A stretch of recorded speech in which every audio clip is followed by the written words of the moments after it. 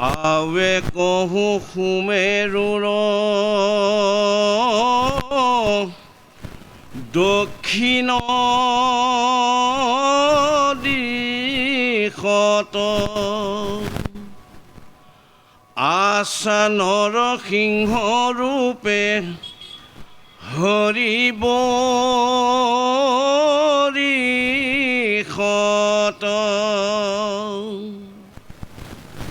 প্ৰধান সেৱকতান প্ৰহ্লাদ মহন্ত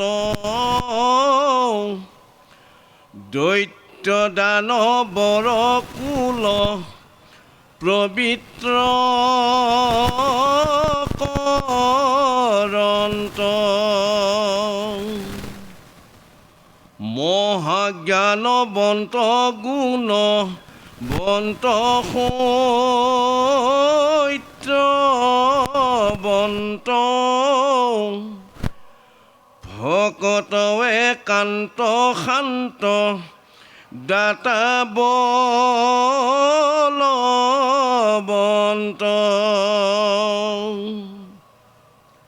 হুয়াও এক শৰণ ভকতি অনুপাম নৃসিংহৰ পাদ পদ্ম ধৰি অবিশ্ৰাম বৰিষৰ প্ৰজাজত লগাই মিলাই কৰন্ত অনেক স্তুতি যশস্য বৰ্ণাই এৰাম বুলন্ত কুশল হৌক সমস্তে লোকৰ গুচুক কপটমতি সমস্তে লোকৰ অন্য অন্য প্ৰাণীজত কুশল চিন্তুক সবাৰ নিৰ্মল বুদ্ধি চিত্ত শান্ত হুক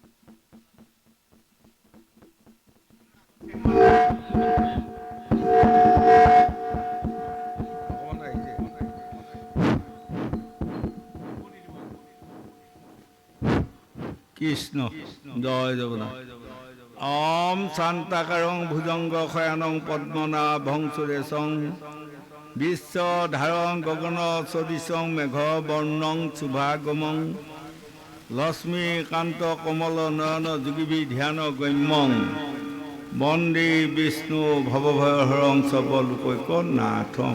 বেছি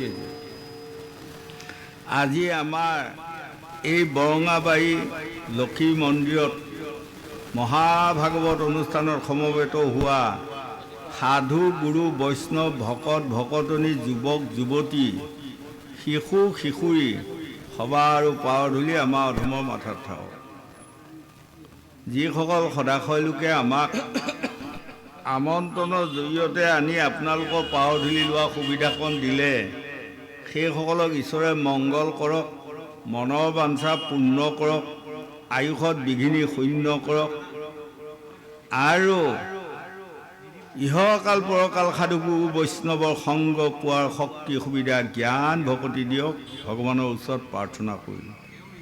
আৰু লগতে এই মহাভাগৱত অনুষ্ঠানটো যিসকল পাঠক ব্যাখ্যাকাৰে ইমান দিন গুৰি ধৰি চলাই আছে, সেইসকলকো মই আন্তৰিক ধন্যবাদ আগবঢ়াইছোঁ।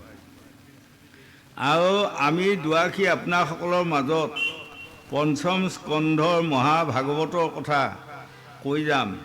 জানিবা অজানিতে আমাৰ যদি কিবা আকপিচ হয়, আটাইকণ আপোনাসকলে শুধৰাই লৈ আমাৰ অধমকো ভাল জ্ঞান দুটি দিব বুলি সবাৰ চৰণতে মোৰ প্ৰণিপাত থাকিল।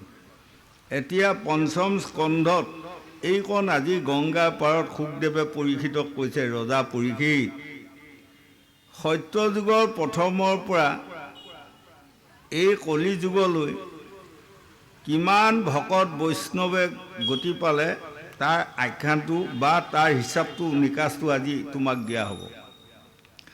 এক নম্বৰতে আটাইতকৈ সৰ্বা এক নম্বৰ স্থান মানে দখল কৰিলে কোনে জানা? প্ৰহ্লাদে। প্ৰহ্লাদে গোটেই কম বয়সতে ভগৱন্তক লাভ কৰিলে, বা গোটেই কম বয়সতে তেওঁ চোৱা তেওঁৰ বাক্য মানি নৰসিংহৰ ৰূপ লৈ এটা সূতাৰ পৰা মূৰ্তি ধৰি হিৰণ্যকশিপুক বধ কৰিলে। তেতিয়া পৰীক্ষিত ৰজাই কৈছে যে গুৰুদেৱ, নৰসিংহৰূপী ভগৱন্ত সেই স্তম্ভটো বা সূতাটোত আগৰ পৰা সোমাই আছিল নেকি, হয়নে? তেতিয়া শুকদেৱে কৈছে, ধন্য ৰাজা পৰীক্ষিত, তুমি সুন্দৰ প্ৰশ্ন কৰিছা। কাৰণ এই সূতাটো বা স্তম্ভটো আগৰ পৰা আহি নৰসিংহৰূপে প্ৰভু ভগৱন্ত সোমাই থকা নাই। যেতিয়া থিৰ কৰি শিশুদেৱে স্তম্ভক দেখাইলা, মহাক্ৰোধে গদা মাৰি স্তম্ভক ভাঙিলা, হয়নে? প্ৰহ্লাদে কৈছে ইয়াতে ভগৱন্ত আছে। হিৰণ্যকশিপুৱে কৈছে মই দেখা নাই, কৈছে আছে। তেতিয়া এই আচিমুনি গদাডাল যেতিয়া হিৰণ্যকশিপুৱে প্ৰহাৰ কৰাৰ লগে লগে তাত তেওঁ মানে দেখা দিব বাধ্য হৈ গ'ল। তাৰমানে ভকতৰ বাক্য, ভকতৰ বাক্য যে ভগৱন্তে পালন কৰি আহি ৰজা, তাৰে প্ৰমাণ। প্ৰভু ভগৱন্তৰ তৃণ তৰুলতা সকলোতে বিৰাজমান হৈ আছে সঁচা, কিন্তু সূতাটোৰ ভিতৰত নৰসিংহৰূপে সোমাই থকা আগৰ পৰা নাই। গতিকে আমাৰ কলিত যিসকল ভকত হ'ব পাৰিব, বৈষ্ণৱ হ'ব পাৰিব, সেইসকলে মাতাৰ লগে লগে প্ৰভু ভগৱন্ত দূৰ মাৰি আহিব। আৰু যিসকলৰ মুখখন ভকত, পেটটো ভকত নহয়, পেটটো ভকত, মুখখন ভকত নহয়, হয়নে? মুখখন ভকত, কাণকেইখন ভকত নহয়। কাণকেইখন ভকত হ'লে খাদ্য সমিচাৰটো ভকত নহয়, তেনেহ'লে তেওঁলোকৰ এইটো নহ'ব। গতিকে আমি কায় মন বাইক এক কৰি প্ৰভু ভগৱন্তৰ ওচৰত প্ৰধান সেৱক তান প্ৰহ্লাদ মহন্ত, দৈত্য দান বৰ কুল পবিত্ৰ কৰন্ত, হেৰা ৰজা পৰীক্ষিত, সত্য যুগৰ প্ৰথমতে যিমান লোক ৰজা হৈ আহি আছে, সকলোৰে দিনত নানা ৰকমৰ হাই হুলস্থুল যুদ্ধ বিগ্ৰহ হ'ল, কিন্তু প্ৰহ্লাদে যিমান হাজাৰ হাজাৰ বছৰ ৰাজত্ব কৰিলে, কিন্তু কোনো দৈত্য বা দেৱতা কাৰো লগত কোনেও কিন্তু হাই কাজিয়া যুদ্ধ বিগ্ৰহ নোহোৱাকৈ যোৱা ৰজা সেইজনে। আৰু বোধ কলি যুগতো যুদ্ধ বিগ্ৰহ নোহোৱাকৈ নাযাব। প্ৰহ্লাদৰ দিনত তেওঁ সকলোকে এনেধৰণে পবিত্ৰভাৱে পৰিচালনা কৰিলে, কোনেও ক'তো কাৰো হৈ কাৰো বিৰুদ্ধে যুদ্ধ বিগ্ৰহ কৰা নাই। সেইটোকে আমাক দেখুৱালে আমিও লোকসকলে প্ৰহ্লাদৰ নিচিনা অন্তৰখন পবিত্ৰ কৰি আমি ফুৰাটো পৰম কৰ্তব্য, হয়নে বাৰু? মুখখন যেতিয়া বৈষ্ণৱ হ'ব, পেটটোও বৈষ্ণৱ কৰিব যত্ন কৰিব লাগিব। আৰু যদি আমাৰ পেটটোত এফাল, মুখত এফাল, কাণত এফাল হয়, তেনেহ'লে কামত নাহিব, নহয় বাৰু? অলপতে এখন বিচাৰ পালোঁ, এজনৰ 3টা পুতেক বেলেগ হোৱা হুই হৈছে, তাৰমানে তাতে আৰু মানুহ কেইজনমান চপাই দিছে আৰু বয়বৃদ্ধ মানুহজনে যাই বিচাৰ কৰিব গৈছে। তেতিয়া এই ইজনে কৈছে, বৰ পিতাই আপোনাৰ 2টা ল'ৰা, দুটা ল'ৰাকে দুজনী বোৱাৰীকে বুজাব ইমান দিন নোৱাৰিলে আমাৰ তিনিটা ল'ৰা তিনিজনী বোৱাৰীক আপুনি বুজাব আহিছে হয়নে গতিকে এইটো বৰ আচৰিত কথা একে আখৰে বুঢ়া লজ্জাত পৰি বিচাৰ কৰা বন্ধ হৈ গ'ল তদু আপুনি আনক বুজাব যোৱাৰ আগতে নিজে বুজিবা যত্ন কৰক নহয়নে আমুক বস্তু খাব নাপায় আপুনি অন্যক পৰামৰ্শ দিয়াৰ আগতে বস্তুটো আপুনি খাই আছে যদি ত্যাগ দিবা শিকক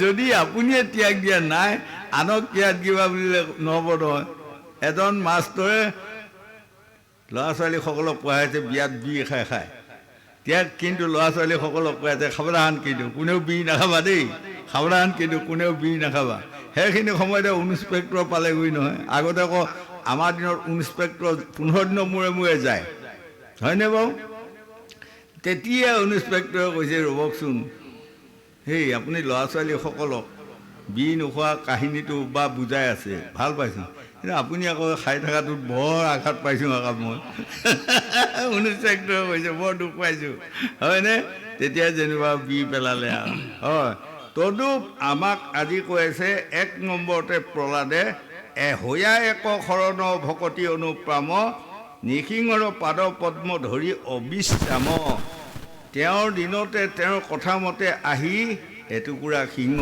এটুকুৰা মানুহ হৈ অৱতাৰ ল'ব বাধ্য হ'ল হয়নে আৰু প্ৰভু ভগৱন্তে এই 5 বছৰ বয়সতে হিৰণ্যকশিপু কৰি তেওঁৰ পুত্ৰক ৰাজআসনত বহুৱাই গুচি গ'ল প্ৰভু ভগৱন্তৰ মহিমা গতিকে সেই লোকসকল এই কথা মহাভাগৱতে 4 প্ৰকাৰে বুজাই আছে বা বুজাই যাব প্ৰথম প্ৰকাৰটো সুখদেৱে গংগা পাৰত পৰিষদক বুজাই আছে দ্বিতীয় প্ৰকাৰে আমাক দেহ মাৰ্গত বুজাই আছে ভাগৱতে যিমান দেহে সিমান দেহে যিমান ভাগৱতে সিমান আৰু তৃতীয় ভাগে আমাক বুজাই গৈ আছে ভাৰ্যা পুত্ৰ ল'ৰা ছোৱালী সংসাৰখনৰ মাজত চতুৰ্থ প্ৰকাৰে আমাক বুজাই আছে বা বুজাই যাব আমাৰ যে আয়ুটো সদায় সূৰ্যৰ লগত হৰণ হৈ গৈ আছেই তাক আমি ভূক্ষেপে কৰা নাই কোনোবা এদিন যমদূতেহে পায় নে বিষ্ণুদূতেহে পায় তাৰ থিয়তাই নাই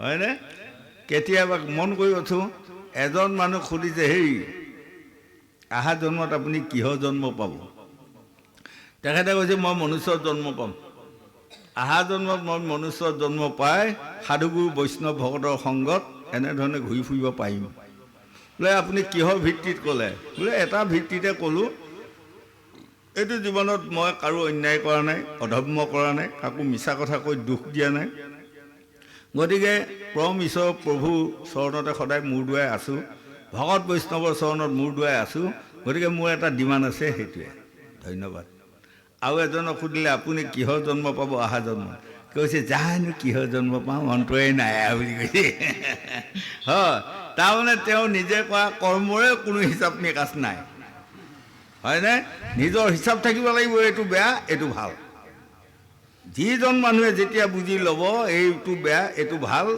জানিব তেওঁ লাহে লাহে বৈষ্ণৱ ভকতৰ লিষ্টলৈ আগবাঢ়ি যাব যিজনে কোনটো বেয়া কোনটো ভাল বুজিবাই যত্ন কৰা নাই তেনেহ'লে তেওঁ সাধু সংগ হোৱা নাই গতিকে তেওঁ ক'ব নোৱাৰিলে আৰু এজনক সুধিলে আপুনি অহা জন্মত কি জন্ম পাব কৈছে মই কুকুৰ চিগাল গাহৰি গৰ্ভত জন্ম লৈ 20টা বগচুকে খাই ফুৰিম আৰু বোলে কিহৰ ভিত্তিত ক'লে কৈছে জন্ম পাই মই ভাল কাম কৰিব আজিলৈ নিশিকিলোৱে চব বেয়া কামকে কৰি পালোঁ গতিকে মোৰ ৰেহাই নাই আৰু দিয়ক আৰু য'তে জন্ম দিয়ে ত'তে থাকিম আৰু যা হয়নে গতিকে আজি আমাক মহাভাগৱতে ক'লে আমাৰ প্ৰত্যেকে ভাগৱত শুনক শুনি নিজৰ হৃদয়ত নিজে ডিমাণ্ড কৰিব পৰা ক্ষমতা অৰ্জন কৰক পাৰিব নহয় নহয় বাৰু ভাগৱতত যেতিয়া পাব এইটো বেয়া এইটো ভাল এতিয়া বেয়াখিনি আমি ত্যাগ দিওঁ 12টা গুণ বৈষ্ণৱৰ ভাল গুণ আৰু 12টা আছে বেয়া গুণ 12টা যদি আমি পৰিহাৰ কৰি ভাল গুণ 12টা যদি আমি আঁকোৱালি লওঁ নিশ্চয় এইটো জীৱনত আমি জন্ম ধৰা সাৰ্থক কৰিব পাৰিম বুলি ভাগৱতে আমাক বুজাই আছে গোবিন্দ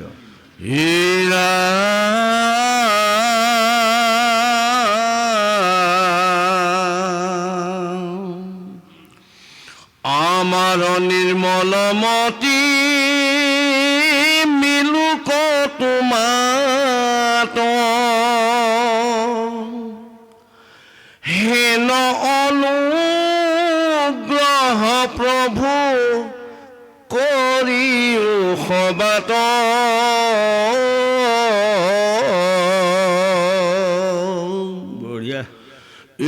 ৰাম ঘৰ বাৰী পুত্ৰ দ্বাৰা বন্ধু বিষয়ত গুচুক আমাৰ সংগ আন দুৰ্জন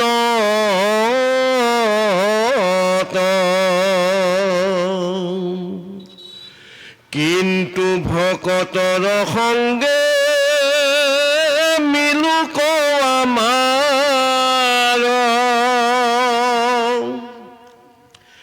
যাৰা সবে প্ৰাণ ৰাখি কৰন্ত আহাৰ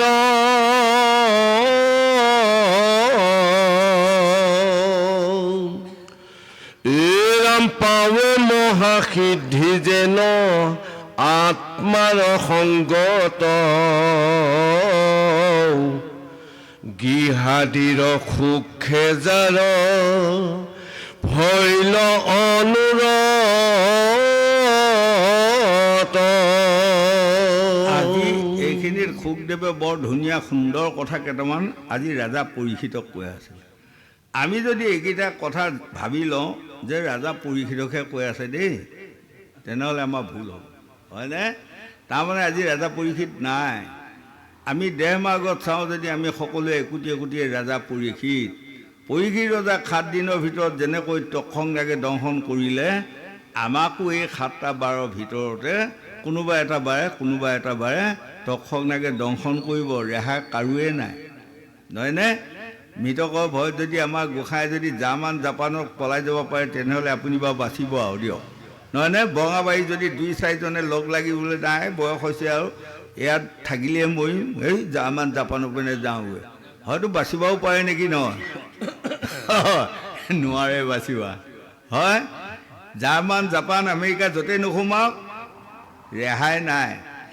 আমাৰ আইসকল বোপাইসকলেচোন নামতে গায়, ঐ ঈশ্বৰে ৰেপ দিলে কোনদিনা থাকিবা মৰমৰ ঘৰ বাৰী এৰি এৰি দৌৰিবা, হয়নে? যিদিনা ঈশ্বৰৰ কোপনটো আমাৰ ওচৰত আহিব সেইদিনা আমাৰ ৰেহাই নাই। ঘৰ বাৰী পুত্ৰ ভাৰ্যা বন্ধু বিষয়ত গুচুক আমাৰ সংগ আন দুৰ্জনত। পুত্ৰ ভাৰ্যা ধন ধান এইবিলাক, এই ফাঁকিটোৱে কি ক'লে জানে? গুচুক বিষয়ত, তাৰমানে এইবিলাক প্ৰয়োজন নাই। এই কথাখিনিকে যদি আজি ভাগৱতত শুনি যায়, এজন মানুহে ঘৰ যায় পায়, হেই আজি ভাগৱতত শুনি আহিছোঁ বোলে ধন ধান পুত্ৰ ভাৰ্যা বিষয়ত এইবিলাক প্ৰয়োজন নাই, ওলোৱা এতিয়াই ওলোৱা বুলি যদি ঘৈণীয়েকক টুঙুনিয়াই কিলাই খেদি দেই, হ'বনে বাৰু? হয়নে? গতিকে এইকণ কথা বুজিব লাগিব আমি। এই বিষয় বাসনাটো আমাক লাগিব, কিন্তু কেনেধৰণে লাগিব চাওক। এই কথাকণ কৈ যাওঁতে যাওঁতে গংগাৰ পাৰত পৰীক্ষিত ৰজাই শুকদেৱক কৈছে, তেনেহ'লে গুৰুদেৱ ল'ৰাসকলে কিবা বিয়া কৰিব নালাগিব, ছোৱালীসকলে কিবা বিয়া সোমাব নালাগিব নেকি? যদি বিষয় বাসনাটো ইমানেই বেয়া বস্তু, তেতিয়া ৰজা পৰীক্ষিতক শুকদেৱে কৈছে, ধন্য ৰজা পৰীক্ষিত, সেই ৰজা আমি জুইক দেখি উধান পলোৱা কথা নহয়। একুৰা ভয়ংকৰ জুইৰ মাজত 3টা উধানে আছে। কোনোবা দিনা উধানকেইটাই কৈছেনে আমি বৰ দুখ পাইছোঁ, তাপ পাইছোঁ, ইয়াত নাথাকোঁ আৰু বুলি? তাতেই আছে। তদুপ আমি 3টা তাপৰ মাজত আছোঁ, আদি দৈবিক, আদি ভৌতিক, আধ্যাত্মিক। এই 3টা তাপৰ মাজত আমি সোমাইছোঁ যেতিয়া ইয়াত থাকিবই লাগিব, কিন্তু এই তাপৰ পৰা মই কেনেকৈ নিস্তাৰ পাম? সাধু গুৰু বৈষ্ণৱৰ সংগত ইয়াৰ উপায় বিচাৰক। ইয়াৰ উপায় বোলে আমুক ডাক্তৰ বৰঙাবাৰীত ভাল ডাক্তৰ এজন আছে, 3টামান বেজি লমা হৈ গ'ল দে বুলি পেলাই যদি ভাবা যায় নহ'ব কিন্তু, হয়নে? ইয়াৰ ঔষধ দিওঁতা হ'ল বৈষ্ণৱ আৰু ভকতসকল। গতিকে সেই ৰজা যেনেকৈ এটা পদুম পাতত পানী আছে সঁচা, কিন্তু পদুম পাতত থকা পানীখিনি পদুম পাতে ভিজ খুৱাই ৰাখিব পৰা নাই, বা পানীটো পালোঁ পদুম পাতত ভিজ খোৱা নাই। তদুপ আমাৰ নাৰী পুৰুষ যেনেকৈ পদুম পাতটো আমাৰ আই মাতৃ নাৰীসকল আৰু পানী হ'ল পুৰুষসকল। আমি পদুম পাততে থাকিব লাগিব সত্য, কিন্তু আমি তাত ভিজ খাব নালাগিব। তেনেকৈ পদুম পাতত যেনেকৈ পানীয়ে ভিজ নাখায়, তেনেকৈ যদি আমি মায়াৰ সংসাৰখনত ধন ধান পুত্ৰ ভাৰ্যাৰ লগত আমি লাগিয়ে থাকিব লাগিব, কিন্তু তাত ভিজ খাই নহয়। সৎভাৱেদি আমি ধন ইনকম কৰিব লাগিব, সৎভাৱেদি। ধন নহ'লেতো আমাৰ নহ'বই, নহয়নে? ধন নহ'লে কলিত চলিব পাৰিব নেকি? নোৱাৰে। সেইকাৰণে বৈষ্ণৱ আপোনাৰ সনাতন ধৰ্মৰ আমাৰ প্ৰচাৰ কৰিব যাওঁতে বংগদেশত চৈতন্যদেৱে লিখিছিল নহয়, টাকা কৰি পৰম ধৰ্ম, টাকা বিনে হৈ না কৰ্ম, টাকা বিনে কোনো কৰ্ম পৰাণে সজায়। হয়নে? ধনী ঘৰত কাঙাল গ'লে, কথা কইনা চৈখু মেলে, ধনীয়ে ধনীয়ে কৰে ধনেৰ আলাপান, ধনীয়ে পায় ধনীৰ মান, কাঙালে পায় কাঙাল মান, কাঙালে কাঙালে কৰে দুখেৰ আলাপান। টাকা কৰি পৰম ধৰ্ম, টাকা বিনে হৈ না কৰ্ম, টাকা বিনে কোনো কৰ্ম পৰাণে সজায়। এইটো হ'ল মানে বংগদেশৰ চৈতন্যদেৱে গোৱা বা লেখা, নহয়নে? গীতাত আকৌ প্ৰভু কৃষ্ণই অৰ্জুনক কোৱা নাই, অ সখী শুনা ধনঞ্জয়, অ ধন নহ'লে সখী কাৰ্য নিষিজয়, এই অ সখী শুনা ধনঞ্জয়, অ ধনে ধৰ্মৰ ফল জানিবা নিশ্চয়। হয়নে? ধনেই ধৰ্ম ফল। আপুনি আজি ভাবি আছে মন্দিৰত মই আৰু এটি ভাল সেৱা কৰিব পৰা হয়, নিশ্চয় ইয়াত কিবা এটা দক্ষিণা দি সেৱা কৰিলেহে প্ৰভু ভগৱন্তে তথাস্তু বুলিব। মনত ৰাখিব, যজ্ঞ অৱসানে নাহিকে দক্ষিণা, শাস্ত্ৰে বোলে তাৰ সবে বিৰাম্বনা। যদি আপুনি মন্দিৰত সেৱা কৰোঁতে কিবা এটা আপুনি দক্ষিণা নিদিয়ে, তেনেহ'লে আপুনি সেৱা কৰাটো বিফলে যাব। গতিকে আমাক ধন কেইটামান লাগিব। গতিকে আজি গংগা পাৰত শুকদেৱে পৰীক্ষিতক কোৱা মানে আমাক কৈ আছে, আমি ধন ধান পুত্ৰ ভাৰ্যা ল'ৰা ছোৱালী সকলো পিনে পৰিচালনা কৰিব লাগিব সত্য, তাৰ মাজেৰে সৈতে সদায় আমি সৎভাৱে ভগৱন্তক লাভ কৰিবলগীয়া হ'লে তেওঁ যিবোৰ সংবিধান নীতি নিয়ম সংযম নিত নৈমিত্তিক আমাক বুজাই দি আছে, সেইকণ আমি পৰিপাটিকৈ যদি আমি চালি জাৰি চাই পালন কৰা হয়, তেনেহ'লে আমাৰ দুয়োকুল বাচিব। জ্যোতিষশাস্ত্ৰত কৈছে নহয়, ঔ সিজিব ভাতু টেঙা নহ'ব। হয়নে? তেনেহ'লে আপোনাৰ ঔ সিজা হওক, ভাতু টেঙা নোহোৱা হওক, তেনেকৈ আমি চলিব লাগিব। কিন্তু ভকতৰ সংগে মিলু কয় আমাৰ, যাৰা সবে প্ৰাণ ৰাখি কৰন্ত আহাৰ। প্ৰাণ ৰাখি কৰন্ত আহাৰ। এজন মানুহক কৈছে, আপুনি কিহৰ কাৰণে জীয়াই আছে? তেওঁ কৈছে খাবৰ কাৰণে জীয়াই আছে। হা? সেইজনে কৈছে মই খাবৰ কাৰণে জীয়াই আছোঁ, খামেই। তেওঁ ভুল। এজনক সুধিছে আপুনি কিহৰ কাৰণে জীয়াই আছে? কৈছে জীয়াই থকাৰ কাৰণে খাই আছে। সেইটো শুদ্ধ। আমি মনুষ্য জন্ম লৈছোঁ, আমি জীয়াই থকাৰ কাৰণে খাব লাগিব, অনাহাৰী থাকিব নাপায়। কিন্তু সেই বুলি জধাই মধাই আহাৰ কিছুমান খাই অকালতে পেটটো নষ্ট কৰি ল'লে হ'ব জানো? নহ'ব। আৰু এইখিনি কথা কোনে কৈছে? সাধুৰ সংগত এইকণ কথা আপুনি বুজিব পাৰিব। অসাধুক যদি আপোনাৰসকলে এইকণ কথা শুনে, অসাধুৱে আপোনাৰ জধাই মধাই কিছুমান দিব। হয়নে? কঁঠাল ওলোৱা দিনত মন কৰিবচোন, 10 ফুট 12 ফুট 15 ফুটকৈ কঁঠাল আপুনি যদি দিনটোত 3 বাৰ খায়, আপোনাৰ একো অপকাৰ নকৰে। একেবাৰে যদি 50 ফুটমান খাই লৈ কামত আহিল যাওক আৰু। হয়নে? এজন মানুহ মিঠা আলু ওলোৱা দিনত দিয়ক, আমি ল'ৰালি কালৰ কথা কৈছোঁ, আমাৰ মিঠা আলুকে সেই আগৰ যুগত গুৰিয়া আলু বুলি কয়। হয়, উহুৱাই লোৱাৰ পাছত এবাটি এনেকুৱা ডাঙৰ বাতি এটাত মানে দুডোখৰ মানে ভাগি ল'লে, লৈ পেলাই আপোনাৰ চলচলীয়াকৈ ম'হৰ গাখীৰ ল'লে, মিঠৈ চপাও দি লৈ খাই ভাল পাই গোটেই বাতি খালে। খাল যেতিয়া গধূলিপৰত উশাহ ল'ব নোৱাৰা হ'ল নহয় এতিয়া। হয়, উশাহ ল'ব নোৱাৰা হৈ হুলস্থুল হাস্পতালক নিয়া নিয়ে কৰা দেখিছে। গতিকে আমাক কৈছে পেটটো আমাৰ, কোনোবাই মৰমতে ঢেৰ আহাৰ খাব দিব সঁচা, কিন্তু ক'ব লাগিব পেটটো আমাৰ, আমি বুজি শুনি তাক খাব লাগিব। গতিকে সাধুৰ সংগ লৈ আমি খোৱা বোৱা আহাৰ এইবোৰ আমি সুপৰিচালিত কৰিব লাগিব। কাৰণ আমাৰ 5টা প্ৰাণবায়ু আছে, প্ৰাণবায়ু অপানবায়ু। 24 ঘণ্টাত মানে কিমানবাৰ আছিলে অহা যোৱা হৈ থাকে প্ৰাণবায়ু অপানবায়ু প্ৰাণবায়ু গৈ আছে অপানবায়ু আহি আছে অহা যোৱা কৰি আছে হয় গতিকে এতিয়া যদি প্ৰাণবায়ুৱে যদি কয় বা অপানবায়ুৱে কয় আমি আৰু নকওঁ আৰু দেই বাদ দিলোঁ আৰু ভাগৰ লাগিছে বুলি ক'লে এতিয়া সকলো মৰি ঢুকাম হয়নে নহয় গতিকে তাৰপাছত আৰু এটা নাম আছে কি বায়ু সমান বায়ু তাৰপাছত আৰু এটা নাম আছে সমান বায়ুটোৱে আমি যি আহাৰ খাওঁ লগে লগে ভিতৰত সেই সানি পটুকি একদম সমান কৰি মিলাই দিলে আৰু এটা আছে উদ্যান বায়ুটোৱে আকৌ খচি গুলি ৰস এপিনে সিঠা এপিনে তাক ভাগ কৰি ইঞ্জিনটোত আমাক দি আছে হয়নে তাৰপাছত এটা নাম ব্যান বায়ুটোৱে আকৌ ভগাই আছে শিৰে কি পাব জৈনে কি পাব হাড়দিয়ে কি পাব তেজে কি পাব মগজে কি পাব তেওঁ ভগাই আছে দেখিছেনে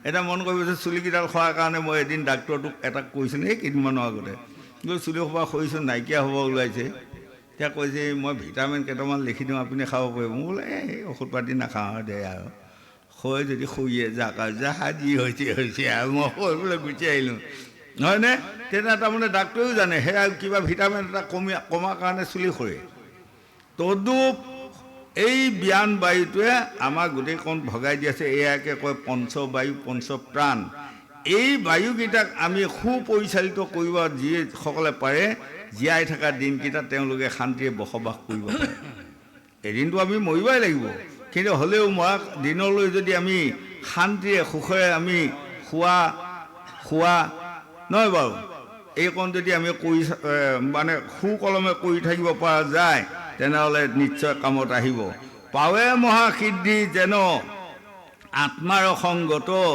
গৃহাদিৰ সুখে যাৰ ভৈল অনুৰূত আত্মাৰ যদি আপোনাসকলে সৎগতি বিচাৰে আত্মাক যদি গতি দিব বিচাৰে তেনেহ'লে অন্য প্ৰকাৰে নহ'ব সাধু সংগ ল'বই লাগিব আমি সাধুৰ সংগ ল'লে মই নজনাটো আপোনাৰ পৰা জানিম আপুনি নাজানাটো তেখেতৰ পৰা জানিব জানি আমি সৎ পথেদি আমি যেতিয়া খোজ ল'ম তেনেহ'লে ইহকালে পৰকালে আত্মাক গতি দিব পাৰিম বুলি ভাগৱতে আমাক বুজাই আছে গোবিন্দ